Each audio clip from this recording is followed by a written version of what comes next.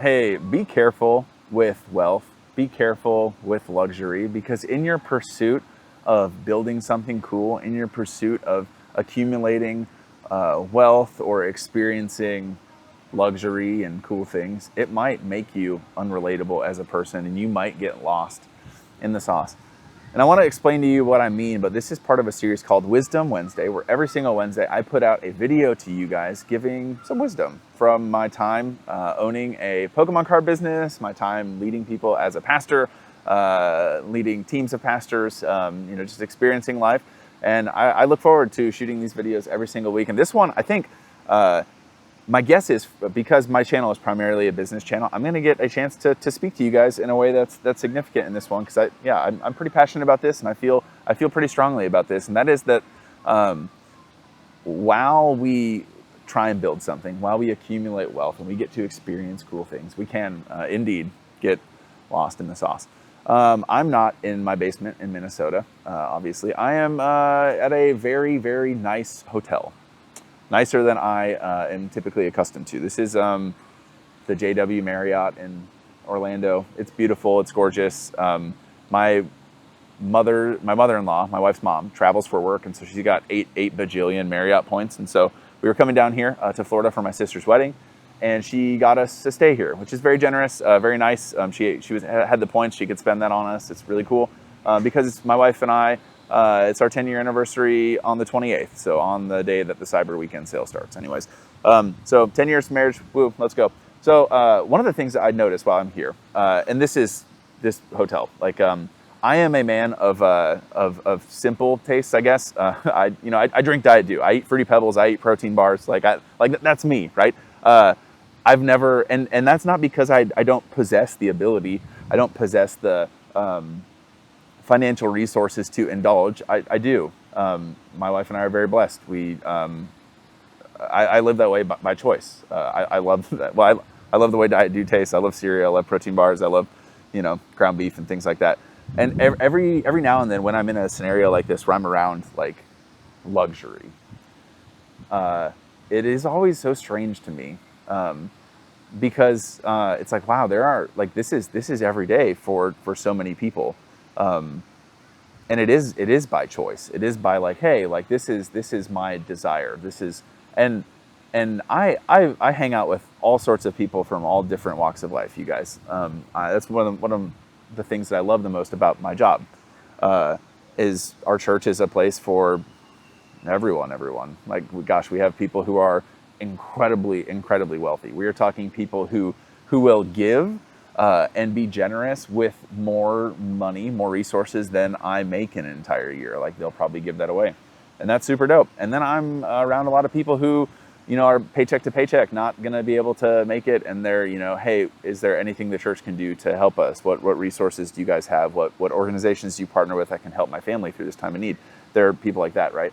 So I get to have conversations with all these people, and what I've learned is that for the incredibly wealthy people, where luxury has kind of become their lifestyle, where a great example, breakfast. We are at breakfast at this hotel. It was included, and it's like avocado toasts and cooked to order omelets and croissants and like just like super good stuff. And what's so interesting is I see people, and they're like, we're at this breakfast and they're like nitpicking it. Like I'm overhearing these conversations of people who are like, yeah, it was not that good. It was kind of whatever. Like, oh man, it's just too rich for me. And I'm just thinking to myself, like, goodness.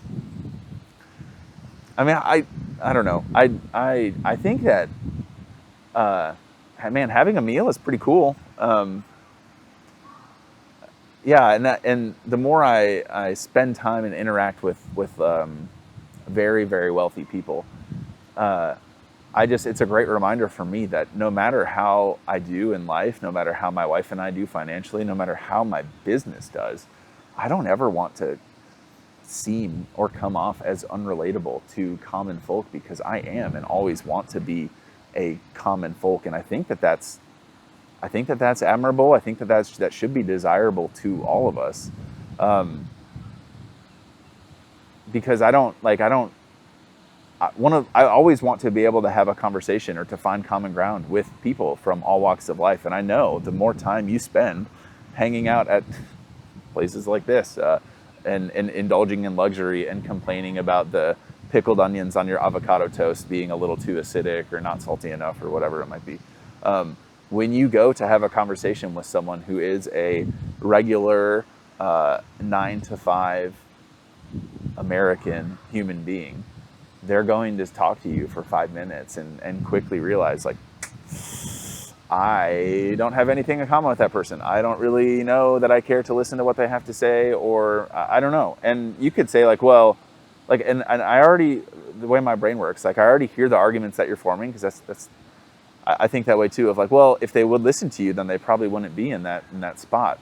It's like, yeah, I understand that, but regardless, if I want to be able to chat with people from, like I said, every walk of life. And so I do understand that I help you guys get this little trading card business, or give you guys business tricks, or maximize sales on TCG Player. Take advantage of the Cyber Weekend sale. Sell $20,000 worth of cards. Do that.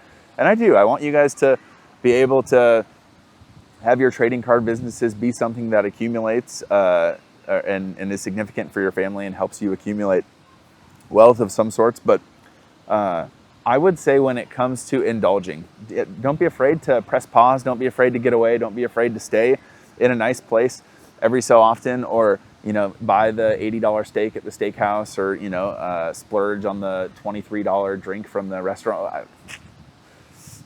Yeah, I'll stand by it. Do that. That's fine. But I would refrain from having that become your lifestyle, even if you can't afford it. I would.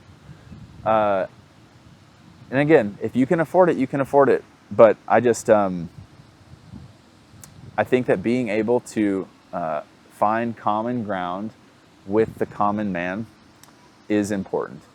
And even, like, take the business side of things out of this, right? Like let me pastor you for a second. If I want to be able, if telling people about Jesus is the most important thing for me, and it absolutely is, and it might not be for you, but there's probably something that you're passionate about that you'd love to be able to talk to people about.